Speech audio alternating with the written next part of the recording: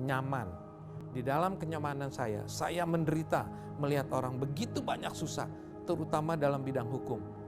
Setelah itu, waktu kami buka kantor yang cukup baik, banyak orang datang, kita ladeni gratis. Semua teman-teman bilang, daripada mess up, bingung ini kantor profesional kok bantu orang nggak jelas gitu, artinya tidak bayar. Teman-teman bilang, kita bikinlah LBH. Waktu kita bikin LBH, kita menderita, berantem untuk bela orang miskin, biaya keluar, menderita kita. Tapi dalam penderitaan kita berasa nyaman, kita berbuat banyak untuk orang susah. Bayangkan, waktu saya berasa nyaman, saya menderita melihat orang susah. Setelah saya bantu orang susah, saya menderita, tapi saya berasa nyaman. Tuhanku luar biasa. Lalu Tuhan Yesus bilang, yang menghuni surga, yang memberi aku makan waktu aku lapar, memberi makan minum, memberi aku baju waktu aku telanjang, menengok aku di rumah sakit, melawat aku di penjara. Ditanyakan, kapan Tuhan begitu? Aku ada di orang miskin dan orang tidak berdaya. Itulah yang menyentuh hati saya. Berarti kita harus pergi ke penjara-penjara untuk membantu mereka yang miskin dan teraniaya. Ini daripada itu. Jangan sampai kau lebih pintar dalam soal hukum, sedangkan dalam firman engkau kosong. Hati-hati, engkau pintar dalam bidang hukum, tapi kau tidak punya hati, berbahaya nanti. Oke? Jadi marilah bekerja seolah-olah untuk Tuhan.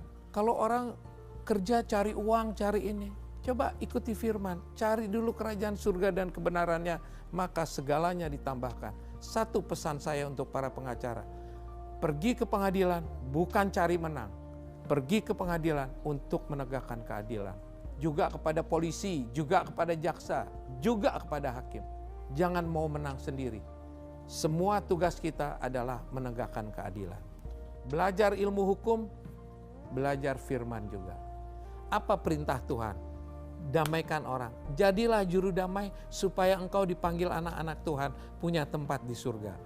Saya tidak mau berperkara. Bayangkan nih, LBH kita ini baru dapat bantuan dari Departemen Hukum dan HAM BPHN, itu 1 orang 2 juta, 1 perkara.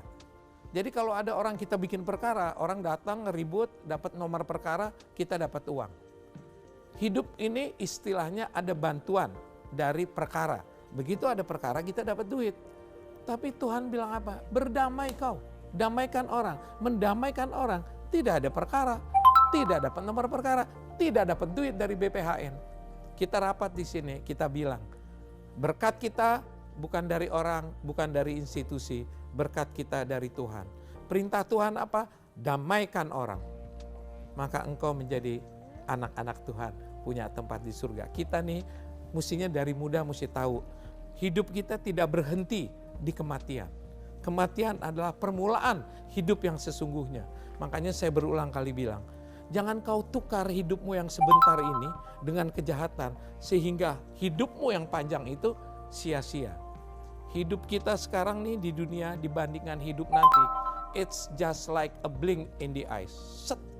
Segitu, berapa umur kita?